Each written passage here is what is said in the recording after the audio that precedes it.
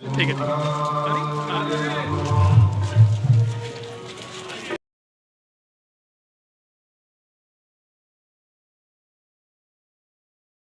कि उनकी जो दुकान है खासकर युवाओं के लिए एवं बहुत अच्छी तरीके से सजाई गई है, जहां बैठकर युवा अच्छे समय बिता सकते हैं एवं चाय का भरपूर आनंद ले सकते हैं। इस मौके पर विनय चौहान ने क्या कहा, आइए जानते हैं। वो खा लेंगे, लेकिन जब आप आ गई हैं तो आप एक मेरा छोटा काम कर दीजिए।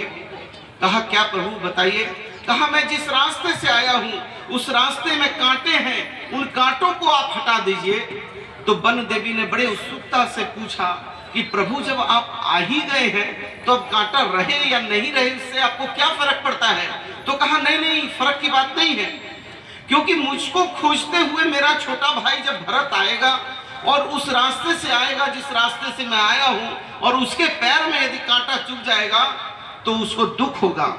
तो वन देवी ने फिर एक सवाल पूछा कि क्या प्रभु मर्यादा पुरुषोत्तम राम का भाई भरत इतना कमजोर है कि एक कांटा से वो डर जाएगा। तो कहा नहीं नहीं, ऐसी बात भी नहीं है।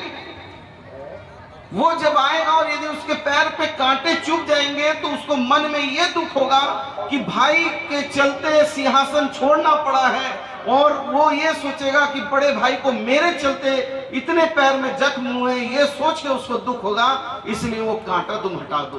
तो हमारे जो प्रभु हैं वो तो इतने मानवीय दृष्टिकोण के हैं कि वो जो है अपने छोटे भाई के पैर में कांटा तक नहीं चुभने देना चाहते हैं। उन्होंने त्याग किया, तपस्या किया, बलिदान किया, पुरुषार्थ किया।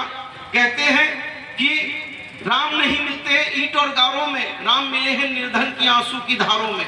बेबस लाचार गरीब को मदद करने में राम है। राम मिले हैं निर्धन की आंसू की धारों में। राम मिले हैं वचन निभाती आयु को। राम मिले हैं घायल पड़े जटायु को। राम मिले हैं अंगद के उस पांव में। राम मिले हैं मर्यादा से जीने में। राम मिले हैं हनुमान के सीने में। राम मिले हैं प्रण हेतु वनवास में। राम मिले हैं केवट के विश्वास में। राम मिले हैं अनसुईया की मानवता में। राम मिले हैं सीता जैसी पावनता में। राम मिले हैं ममता की मां कौशल्या में। राम मिले हैं पत्थर बनी अहिल्या में। और राम नहीं मिलते मंदिरों के फेरों में। राम मिले हैं सबरी के झूठे बेरों में। राम मिले हैं सबरी के झूठे बेरों में। तो प्यार में राम है, त्याग में राम है, तपस्या में राम है। और यही तो हमारा जो है संत श्री आए क्यों हैं आपके पास, वो इसलिए आए हैं क्योंकि आप पाखंड छोड़ दें। आप जो है पाखंड छोड़कर परमार्थ के रास्ते को कैसे पकड़ेंगे।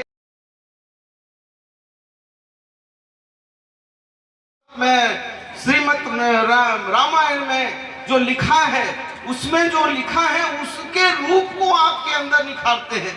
चैतन्य महाप्रभु ने कहा था कि भगवान कहीं नहीं है, भगवान तो इंसान में ही, इंसान देखेगा तो भगवान मिल जाएंगे।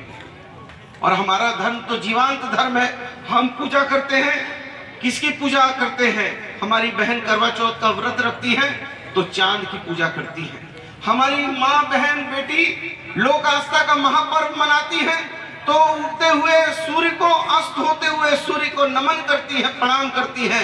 हमारी माएँ जो है, हमारा जो है घर का जो हमारा सनातन धर्म है, उसमें बिना नदियों के जल से हम शुद्धिकरण नहीं कर पाते हैं। बिना गाय के दूध से शुद्धिकरण नहीं होती, बिना गाय के गोबर से शुद्धिकरण नहीं होती। तो हम तो वो लोग हैं जो पीपल और बड़ की पूजा करते हैं।